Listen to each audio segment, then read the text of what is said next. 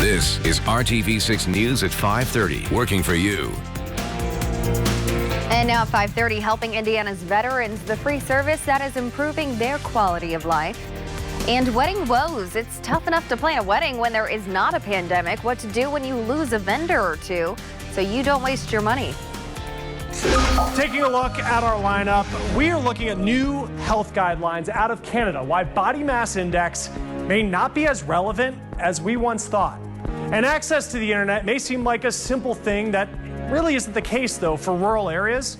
We're traveling to a small town that put tens of millions of dollars into its infrastructure. We're going to see how that investment has paid off. And trying to cope with the pandemic, it can be a challenge for everybody, but it's even tougher for children. We will show you the robots that could play a role in helping them through this tough time. Now, first at 5:30, a new program is helping Indiana veterans to improve their hearing. Redux and the Indiana Veterans Home took part in a pilot program to decrease the amount of time veterans have to be without their hearing aids because they're being repaired. Typically, when veterans send their hearing aids to be dried or fixed, it can take a month to return them. With the help of Carmel company Redux, their system dries hearing devices in about 15 minutes by creating a vacuum to remove moisture quickly. At least 17 veterans at the Indiana Veterans Home got this service for free. We dry any veteran's hearing aid right here at Redux. It's on Hancock Street in Carmel, or they could go to the Veterans Affairs facility in Lafayette to get it dried. And I believe we have plans to expand this to a number of hospitals throughout the here in Indiana and the U.S. Redux funded the pilot program, so no tax dollars were involved. The company points out when veterans can't hear well, it can lead to depression and dementia. And this is turning out to be the toughest year in memory to plan a wedding. Not only are plans in flux, but now some wedding vendors are going out of business weeks before the big day. Consumer reporter John Mattery shows how to protect yourself so you don't waste your money. Imagine the stress of planning a wedding right now, shrinking your guest list and moving everything outdoors. Well, now some brides and grooms are finding their vendor and their money gone. Emily Waters is scrambling to replan her August wedding due to the pandemic. But when she recently checked on the 8 tuxedos ordered for the wedding party, either you get just it keeps ringing, and there's not even a voicemail, or it completely just says user busy. But the store took $200 from each groomsman. Overall, it's around $1,700. Many wedding services, from caterers to venues, have closed up shop this summer. Most are giving refunds, but some have just disappeared. Felice Hill and Alex Ingram look inside the luxury wedding venue they hoped would be the site of their 2 upcoming weddings. I'm just at a loss for words. The hall is now locked. Emails from management stating they lost their lease and had to close. But these brides-to-be say the worst part is the sender has their money. How much money do they have of yours right now? Paid to date, I think it's exactly $4,616. Vendor closes? Contact your credit card, the Better Business Bureau, and your state attorney general. And if it's thousands of dollars, talk to a lawyer. So to just leave us high and dry without any information, whether they went out of business or couldn't, meet their end of the deal, I would have appreciated some kind of communication. If this happens to you, your best bet is to dispute the charge through your credit card. Another great reason to always put a big deposit on a credit card so you don't waste your money. I'm John Mattery for RTV6. Another beautiful day on campus as we take you out to Greencastle and DePaul University, where classes will get started here at the end of the month. But we got a lot of sunshine and that humidity remaining low. And check it out here as we have gone through the first 7 days of the month of August. Each one of them has been below average only on 2 occasions, including today. Have we made it to 80 degrees or warmer? And as we look at temperatures right now, we find those middle 70s to lower 80s, and things are a little warmer here as we get to the southwest portion of the state. And that's where we'll notice that uptick in temperatures happening here first as we go through the upcoming weekend. This evening, though, more great weather for you. What few clouds we have out there will be fading away here with sunset temperatures 74 degrees at 9 o'clock. And with those clear skies, temperatures will settle back through the 60s, and eventually I think most areas will drop down into the 50s for one more morning. As we look at the big picture here on Storm Team 6 radar and the satellite, here's that area of high pressure that's been in control of our weather for so long. over the weekend, it's going to start to slide off to the east for us, and that's going to allow some things to change, although you notice there's not a whole lot of rain off to the west right now. We're going to watch three things rising, though, as we go into the upcoming weekend: the temperature, the humidity, and the rain chances. So it is going to start to feel more summer-like. We'll detail your hourly forecast as we go through the weekend here in just a few minutes. Students are allowed to go back to school in New York. Governor Cuomo gave the all clear today for at least some in-person learning, citing a drop in infection rates. However, he did say that officials will keep an eye on the numbers between now and the start of the school year. If infection rates spike again, the governor says they will revisit the plans. The U.S. added 1.8 million jobs in July. It's considered a sharp slowdown from June. Back then, there were more than 4 million jobs added. Still, today, the economy is down about 13 million jobs. The Bureau of Labor Statistics says the unemployment rate sits at 10.2%. An alarming prediction today about coronavirus numbers. Researchers say that COVID deaths in the U.S. could reach 300,000 by December. They say about 70,000 lives could be saved if more people consistently wore masks. The New York Attorney General is trying to break up the NRA over allegations of mismanagement and the abuse of member money. A law professor who specializes in the Second Amendment says this is really just the start. Adam Winkler says the legal battle could go on for another year or two. Now, if the NRA does dissolve, it would have a huge impact on American politics, but he says that does not mean the end of the gun debate. What happens is the resources of the NRA would be distributed in a way that is designed to match the donor's intent. And that means that money would go to gun rights organizations and would go to organizations that are fighting against gun control in most circumstances. Winkler says the NRA dissolving isn't the only potential outcome. The AG is also seeking less drastic repercussions, like removing certain in-house lawyers or board members.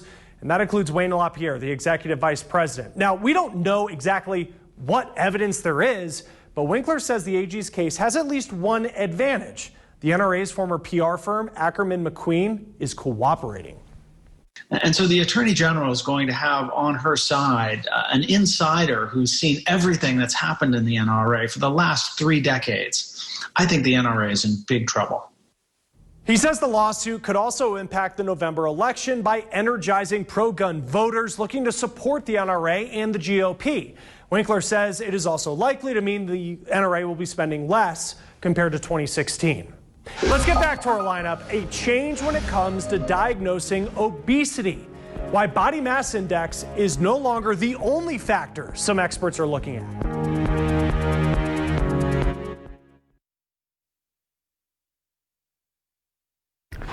Well, it may work for Santa Claus, but a chimney is not a place to try and escape from police. Last night, officers from multiple agencies in Evansville arrested a wanted man after he got stuck in a chimney.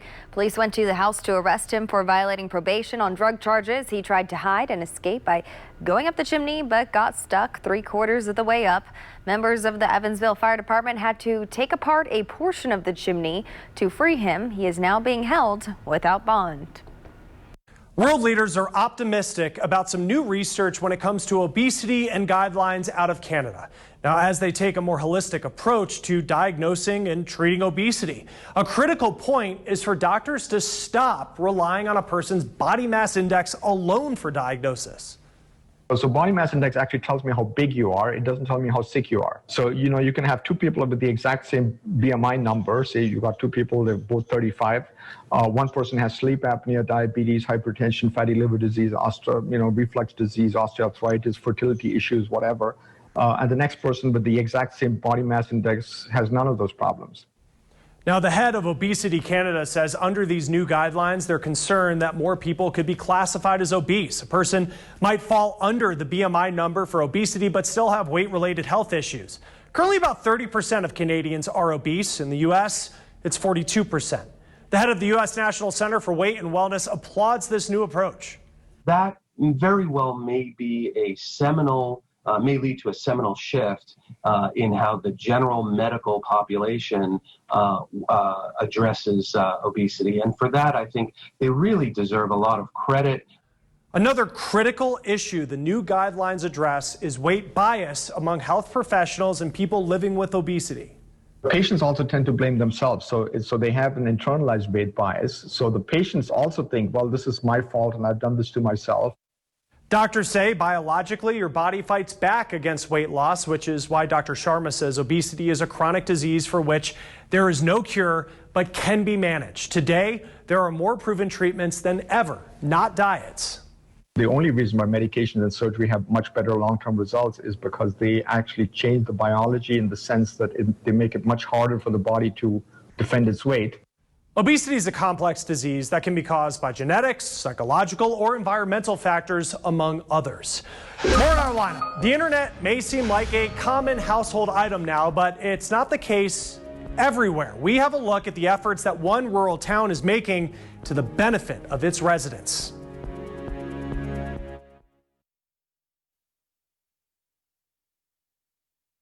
Crowded concerts, going to the movies, attending a baseball game, they aren't possible right now. And that has a growing number of people turning to the outdoors for fun. As Maya Rodriguez shows us, it is helping save some businesses and it's boosting struggling economies. For more than 2,000 miles, the Appalachian Trail winds its way through more than a dozen states. Its so-called psychological midpoint, the town of Harpers Ferry, West Virginia. This community represents all the communities up and down the trail. Sandy Mara heads up the Appalachian Trail Conservancy. She says ever since the pandemic began, there's been a noticeable increase in people hiking the trail. And on any given weekday, even in the dead of summer, typically you wouldn't see anyone out on our trails. And during the week now, you could see dozens and dozens of people just hiking. And that's something other public lands across the country are seeing too, in the time of COVID-19 and social distancing. Deborah Williams is with the Outdoor Industry Association in Colorado. What we initially saw as a little bit of escapism in the first few weeks actually continued. And that outdoor recreation can have a big impact on the economy. In West Virginia, for example, the outdoor industry is responsible for more than 91,000 direct jobs, $660 million in local and state tax revenue, and $9 billion in consumer spending. Across the country, it all adds up to $887 billion in consumer spending, supporting 7.6 million jobs. And Williams says there's the potential for that to grow even more in every state across America, in part because of federal funding from the new Great American Outdoors Act, just passed by Congress and signed into law by the president. It will fully fund the Land and Water Conservation Fund to the tune of $900 million. So this is our country's really flagship mechanism for funding conservation and maintenance of our public lands and waters. Back at the Appalachian Trail, the resource was being overwhelmed. Sandy Mara hopes people now rediscovering the outdoors take care to protect it as well. This is a great chance for us to reach a whole new audience of people. This is their park, right? So they get to use it and enjoy it, but they also have a responsibility to it. So that future generations get to experience what's great about the great outdoors. In Harpers Ferry, West Virginia, I'm Maya Rodriguez. And you can enjoy the great outdoors here in central Indiana this evening. Great time to do that. We continue to enjoy some blue sky and just a couple of clouds out there. Good news is we get to hold on to some of this nice weather as we head into the weekend. We look at the regional view here of temperatures, and you notice that heat is building across the western portion of the region. And then as we get down into the south, Nashville almost at 90 degrees there in central Tennessee.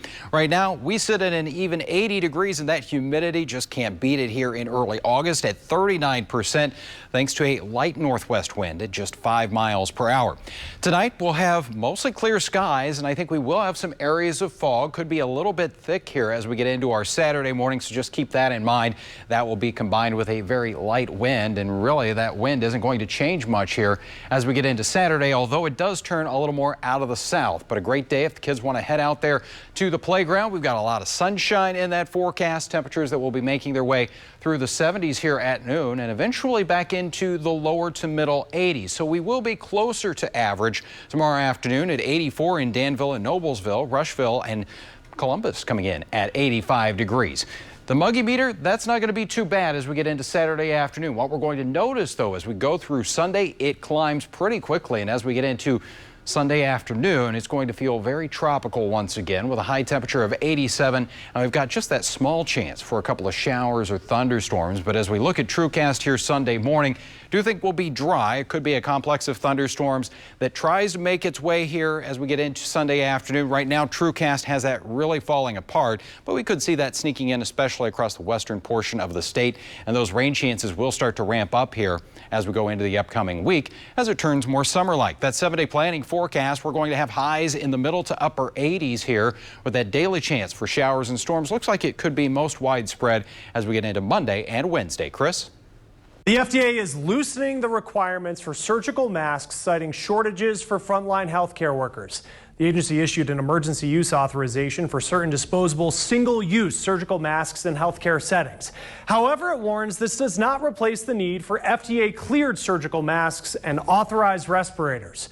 Uber's seen a bigger demand for food delivery this year, but it's still losing a ton of money. Uber Eats has grown about 113% in terms of business, but not enough people are ordering car rides. The company has lost close to $2 billion in just the past 3 months. The Postmaster General is making changes to the USPS structure. He says it will focus on increasing efficiency and growth in 3 parts of the organization. Now, this follows calls from Congress to reverse operational changes that have led to a delay in deliveries. Some people in Maryland say they haven't gotten any deliveries in 2 weeks. Now, think about how much you have relied on the internet during this pandemic. Now imagine if you couldn't get online. That's a problem for many people who live in rural parts of America. But in McKee, Kentucky, a place that is off the beaten path, hours from a major city, they are as connected as anywhere in the country. And for the people who live there, the payoff is big. It could be easy to miss the stories of small towns. We were just financially destroyed. And it could be easy to write off the people. We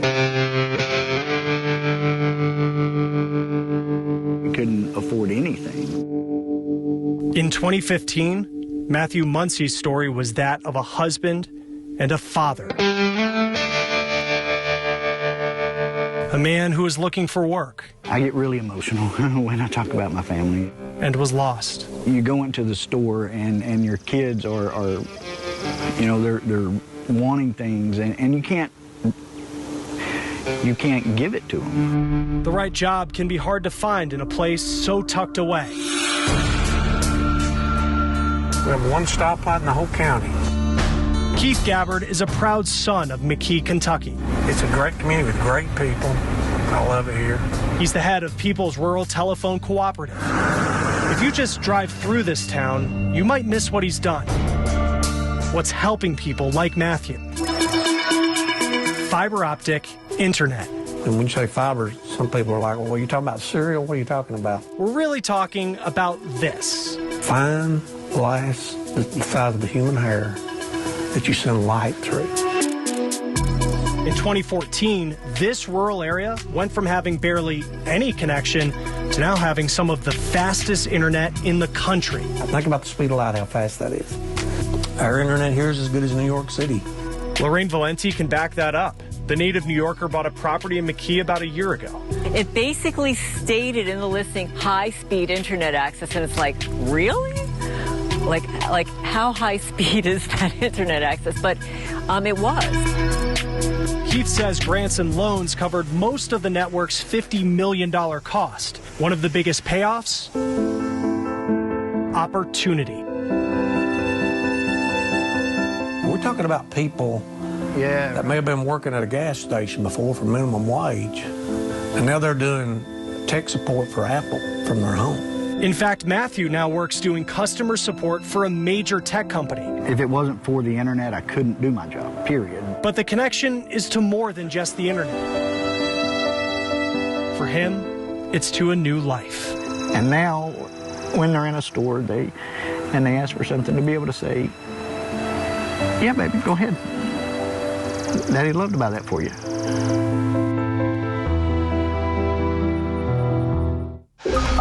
All right, finally in our lineup, children are among those having a really tough time coping right now. We will show you the robots that could help.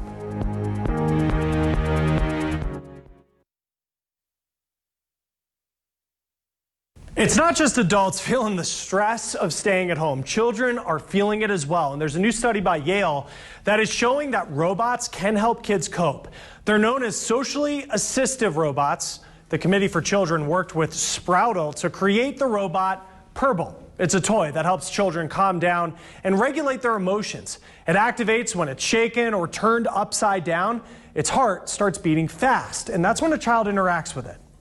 In order to calm it down, you just stroke its back gently like this. You handle it really gently. And then I'm feeling the heartbeat slow down. And then eventually that will slow into a purr. The robot was created without an identity, and that's on purpose. For some kids, Purble is a girl. For some, it's a boy. For some, it's genderless. For some, it's an animal. For some, it's a little potato. And our thesis from the beginning is that the strongest relationship that young people would have would be with a character that they basically created themselves. Purble's creators say by doing this, children can tell their story through the robot. Yale's study looked at all types of socially assistive robots, and it found that they're helpful with mental health, but researchers do say more work needs to be done. They want the robots to be able to perceive emotions and calculate when it's appropriate to intercede. Well, what if there was an app that could detect a respiratory issue in your body just from your voice? On Monday, we are taking a look at the technology that could help keep people safe during this pandemic. Thanks, Chris. Let's get you ready for the weekend and some pretty nice weather here on Saturday, although it will be a little bit warmer, 85 degrees. That's about where we should be this time of year. Then on Sunday, more humid, a high of 87 and about a 30% chance of a shower or thunderstorm. But those rain chances, they start late in the day on Sunday, and they're going to be with us here as we go through next week. You're going to need that umbrella pretty handy here, especially as we get into Monday and Wednesday. Those highs back in the middle to upper 80s. Thanks for joining us here at 5:30. The news at 6 starts now.